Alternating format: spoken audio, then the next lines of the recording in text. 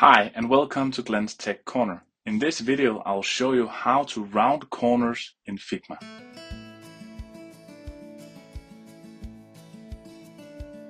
I'll both show you the very simple way, the semi-advanced way, and the more advanced way when working with objects that aren't squared or simple shapes.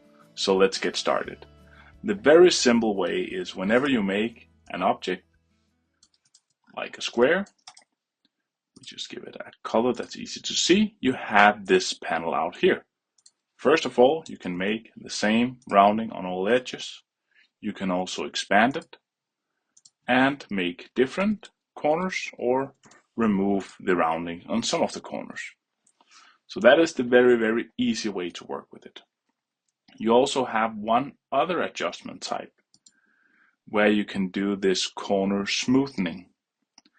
And that is a normal rounding is, and I'll just show you, if you took a circle with 100 times 100 pixels, it would fit perfectly in a radius of 50 because it's a 50 pixels radius from here to here.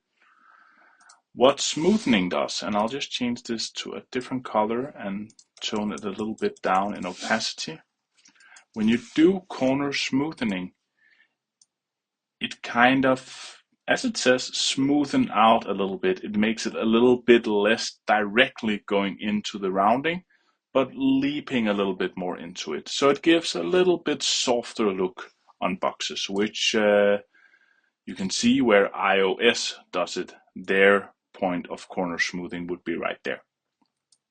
So this is a small extra feature you can do on the simple one.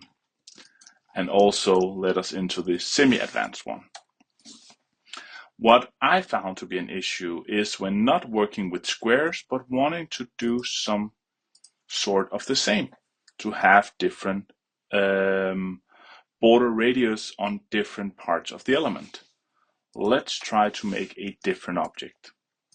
We'll try to make a star like this. We can do all the normal adjustments for a star. So let's imagine that I wanted these tips of the star to be rounded, but these want to still be sharp. Cannot do that in Figma by default, because the moment I start here, it does it on all the edges. So we need to do a little bit trick and work around, which I'll show you now. I'll just make it a little bit easier to see. So what we need to do is we need to make two stars where one of them has the one preferred border radius and the other one has the other preferred. So in my case, I'll duplicate, and one of them will have 0. So this is the sharp,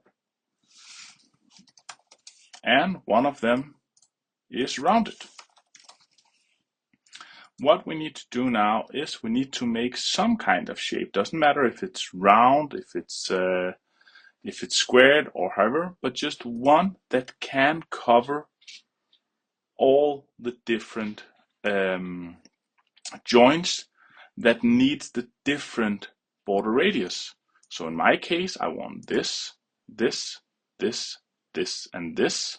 So the 5 inner ones to have a different rounding than the 5 outer ones. So therefore, by placing this here, I'm covering all the ones I want to adjust.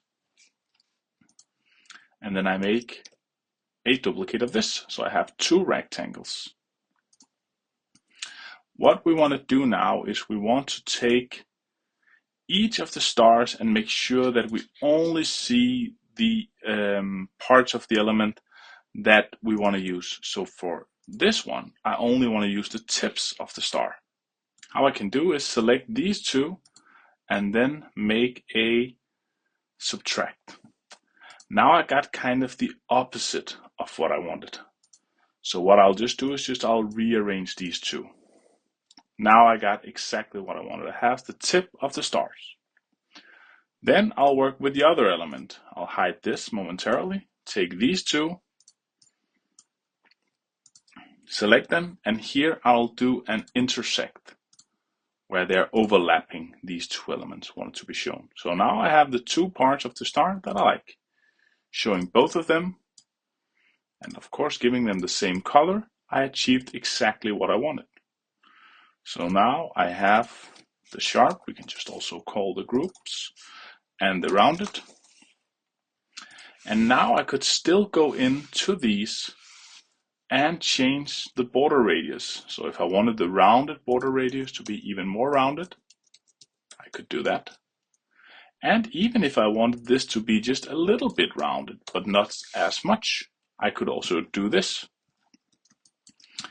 And at the end, you can take this whole thing you built and make a union.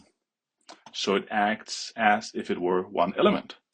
So if you wanted to apply a gradient, you could do that. If you wanted to apply a rough shadow, you could do that.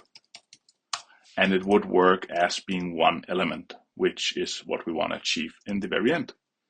So this is some of the ways that I work with the rounded corners, and especially the last thing took me a little bit of time to figure out how to do to achieve what I wanted. So I hope it can also help you achieve what you want.